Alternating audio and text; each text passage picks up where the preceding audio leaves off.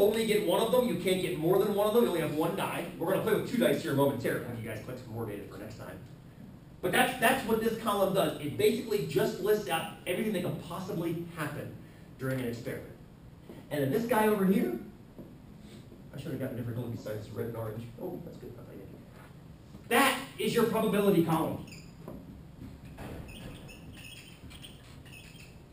Probability, there we go, T, or P of X column. And all this does, friends, is it lists all the possible probabilities linked with each outcome. Now, I shouldn't use the word links. You know what the hell? I think it's okay. Just go for it. Yeah. I think you kind of got you. Links. Yeah, that's good enough. Links all probabilities. Probabilities associated. Just kidding it. That was awesome. With each outcome. With each X. We'll just put that. That makes no sense. With each random variable. Why is it called a random variable, do you think? Why not just a variable? We've been dealing with variables all along. Why a random variable all of a sudden? Excuse me, that was coffee. Breakfast. Coffee. Why random variable? Because think about the experiment you're doing. You're rolling a die. There's an element of randomness attached to it, right? And everything we're going to be looking at, I know we're going to start with dice, but next time we'll eventually get into looking at insurance rates. Insurance rates, which are based on whether I live and become disabled, or whether I die. Well, those are based on chances too, aren't they? I'm a bike commuter. My really good friend just got hit by a van bike commuting 3 weeks ago. And he's laid up for three more weeks. All right? I've been bike commuting for 20 years. I've only been hit a few times on the East Coast, but never as bad as he was. So there's a chance. There's a chance when you step in front of cars in the crosswalk out there. There's a law that says they have to stop for you. There's also a likelihood they don't. There's a chance when I'm on my bike and I'm in the roundabout going around Greenwood and, or is it Newport? I think it's Newport and College Way. And I'm trying to see if these cars are, I'm trying to get into the circle down from College Way and there's cars coming. Are they gonna keep going or turn left? Nobody uses their signals in this town. So what's the chance that if the signal's not on, they're actually gonna turn? Or what's the chance the signal is on, they're gonna go straight?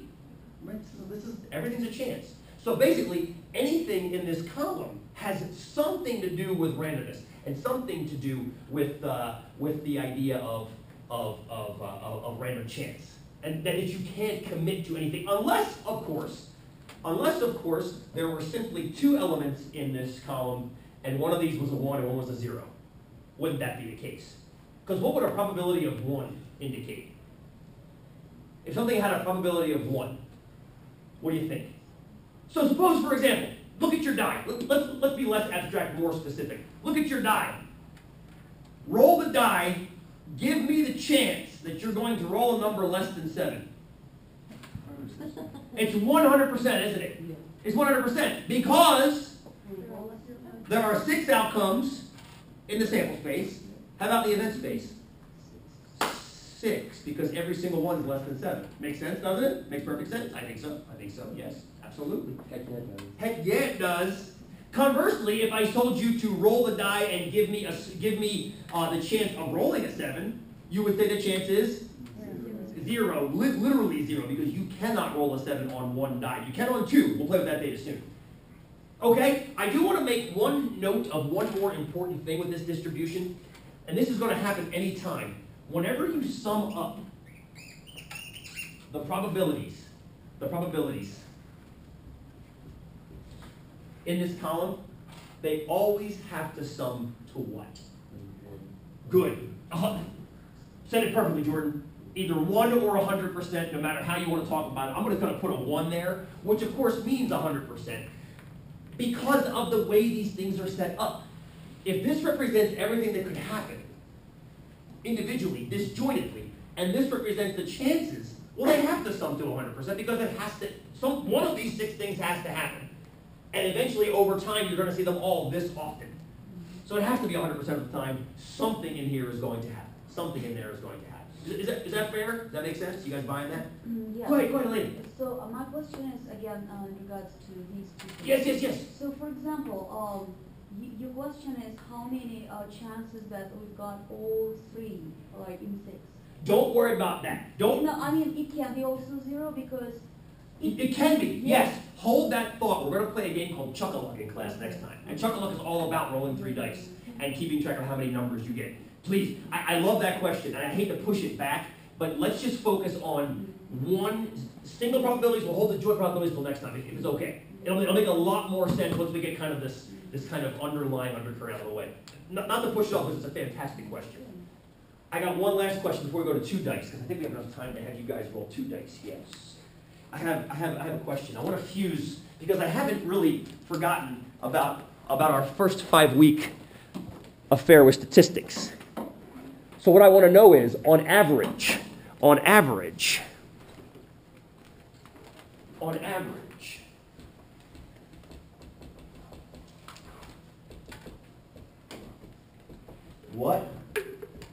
will you roll?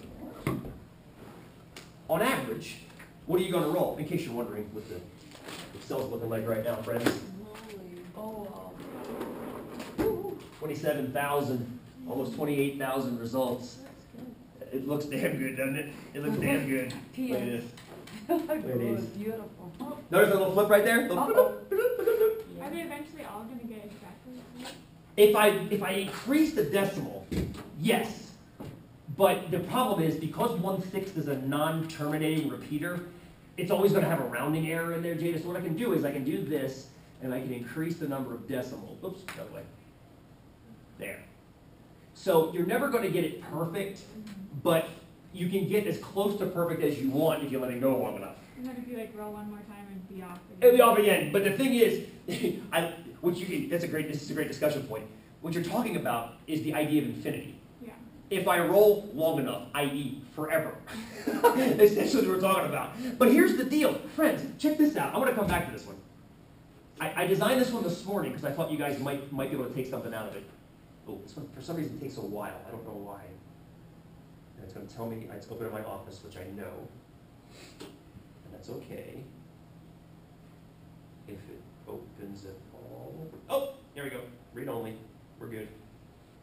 Not caffeinated clicking. Here it is. Caffeinated clicking. Caffeinated clicking. What I've done right here is I've got 6 different dice. It's kind of hard to see. Hang on, let me get the scale better. There we go. I've got a red die, a blue die, a green one, a yellow one, an orange one, and a purple one. And of course, these aren't really dice. What these are is a computer simulation of dice. But what I'm going to do is I'm going to graph them on this horizontal axis, where this is the probability of rolling a 3, and this is the number of trials. What I'm trying to hit at here is what Jada said about getting to 1/6. It's not about getting to 1/6. It's getting as close to 1/6 as you can. So watch this. I'm going to roll them a couple times. Now what you're noticing right here is as I roll a couple times, it's hard to see all 6 of them because they're kind of laying close to each other right now. But as I get over here, you'll notice, there's a green one. See the green one right there? What's happening over time? Now they all clustered together. What's happening to, where's that probability heading as I roll more and more and more of them? It's starting to hover in right here at 1/6. And if I get in here real quick and change this axis, let me format the axis and make it go up to 0.2 instead of there's all 6 of them, right? Here's your 16% line right across there. You see what's happening, friends? Mm-hmm. They're all fluctuating. But they're did you see how they were heading down there for a little while? And all of a sudden it's like, oh wait. It's not like I have a memory and I'm not rolling enough 3s. It's shit, I don't know what it is. It's just that law. It's the law of dispersal. It disperses itself uniformly. It's the keys from the beginning of class. I don't have an explanation. It's the law of large numbers is what it is. The law of large numbers says that as we do this enough, quote unquote enough, these probabilities kick in. And that's what you're seeing. I wish I could hold this down and let it kind of does it there. And look what they're doing, friends. They're clustering right up there to 16%. So Jada, yes, we have to get to infinity, but hell, look, 500 did it just fine. That's not infinity, even close to infinity, but it's damn close. Yeah. It's damn close to 1/6 is what I'm getting at here. So once you roll enough, whatever enough is. And I love the quote marks, enough. Yeah. Once you roll enough. But we can speak of it, if you will, in terms of calling it 1/6, but there's an implied plus or minus on that 1/6, which we'll get to in this class. Part of this is again, fusing. Mute this down for a second. Oh, but they're so good.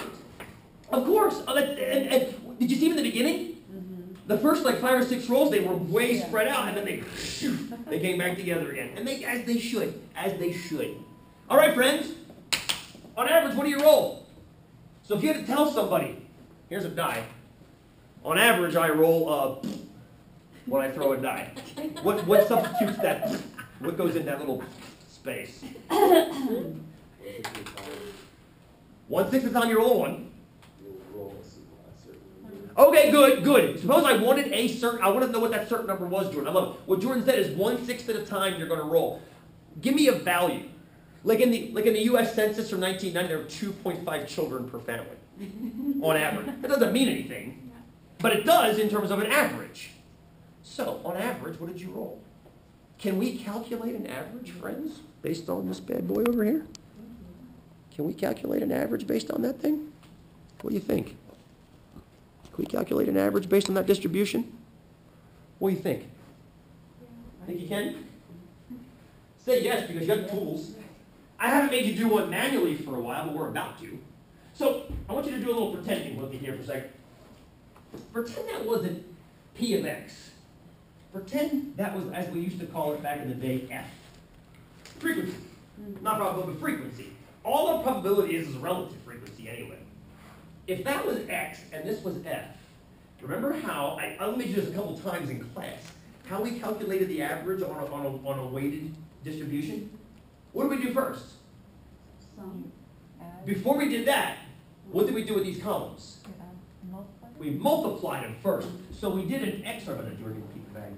We did an X times F column. I'm going to put that in quotes up top, because what we're really going to do is we're going to do an X times P of X column.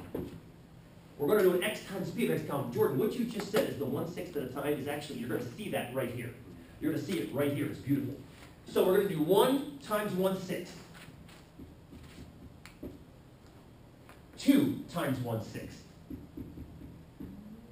3 times 1/6. 4 times 1/6. 5 times 1/6. And 6 times 1/6. The reason I love, there's a corner of the wall right behind me right there. The reason I love what Jordan said is, what he basically described to us was the contributions of each number toward the average. So in other words, 1/6 of the time we get a 1. That equals exactly 1/6. So the ones contribute 1/6 to the overall average. The 2s contribute 2/6 to the overall average. The 3s contribute 3/6 to the overall average. The 4s contribute 4/6. The 5s, 5/6. And the 6, 6/6 to the overall average. And hopefully you see why they're getting larger. There's more pips. There's more pips. This should contribute twice as much because the number's twice as big. This should be 3 times as much because the number's 3 times as big. Awesome. So at this point, what did we do? Remember what we did back in the day? What did we do then? We summed it, didn't we? So back in the day, we knew that X bar was equal to the sum of X times F over the sum of F. That was the formula that we got to know pretty well back in the day. So let's do an analogy to that right now. Now, the average is going to be found by doing the sum of X times P of X. Let's start with that, which is the analogy to the top of that fraction, isn't it? Don't worry about the sum of F right now. We'll come back, I promise we'll come back to that. Let's just look at the sum of X times F, which is the sum of X times P of X. So that's 1/6 plus 2/6 plus 3/6 plus 4 plus 5 plus 6. What's that up to, friends? Let's see, 7, 7, 21/6. That's 3.5, isn't it? That's 3.5. Now, technically speaking, we're going to have to divide by the sum of F. What is the new name for f in a probability distribution? And what is the sum of p of x? I've unfortunately erased it to make room. What's the sum of all the p of x's? Always. One. Always 1. The sum of all of them is 1 though, right? So do we actually have to divide by anything? No, because it's always going to be 1. So what you've just discovered is the average of any distribution can be found by doing exactly this. All you've got to do is take each potential outcome in the event space, multiply it by its probability, sum up the results, and that's your average. And what's totally bitchin' is we can call this average mu. We can call this average mu. What the hell? Why can we call it mu? Why is it legitimate to call it? What did mu stand for back in the day? Do you remember? Whose average? Do you remember who mu was? X bar was the average of whom? Or of the what? Starts with an S. Say that louder, Jen Nelson. It was a sample average. What's mu? When you take a sample, what are you really interested in? Say, be brave, my friend. You're interested in your population. Mu is the population average. How dare I sit up here and call this average mu? Until you realize, friends, doesn't it make sense to call it mu? Don't I have everything right here? If I roll a die, isn't this everything that can possibly happen? There's no question. This is what can happen. There's no sample. This is every possible outcome with every single probability. So hell yeah, we're going to call it mu because it is mu. There's no X bar. You can analyze an experiment because you know everything that can possibly happen. You know everything that can possibly happen. You've got every single value of the variable plus its likelihood. There's no Gallup poll going on here. This is everything that can possibly happen. I know it's a little bit silly because it's rolling a die. We'll get into that more on next time as well. But it's a weighted average. It's a weighted average. That's all it is. It's just the same as it was before. Fair-ish? Getting there? Ish? Maybe. So the 3.5 means... What does it mean? It's a 3.5. What the hell? The average roll? On average, what do you roll as 3.5? What does that mean? Means that we actually, on average, over time, we'll get 3.5 times. Die, roll. 3.5 pips, if you will. And I love what we just heard. I just heard over time, Eventually. that is the number of pips you will see if we apply the algebraic sharing mechanism we talked about with lollipops. Remember when we had people at the front with lollipops? And we said, okay, you got 8, you got 1. I'm going to give the person with 1 some of the 8 to even it out. If we even out all the rolls, every roll will even out to 3.5. David, you buy that? I have to. Do you see the connection to the lollipop? Don't say you have to. You don't have to buy anything. Right. Well, yeah, if The- numbers, it's a number. It's the law of large numbers. It says this is what the definition of an average is. If every roll were the same, to abide by that distribution, every roll will be 3.5. Fair enough? I just get confused because it only goes to 6, not to 7. That's okay. Well, I'll tell you what. Let's collect some. We're running out of time here. But if everybody would collect data for next time, this will save us time next time. Everybody grab another die. Grab one that's not the same color as the one you already have. Okay? Not the same color that you already have. Let's see. We have time for 20, don't we? Can we do 30? Let's do 30. Let's just round out the day by doing this, and then we'll collect the data next time. Shut this bad boy down.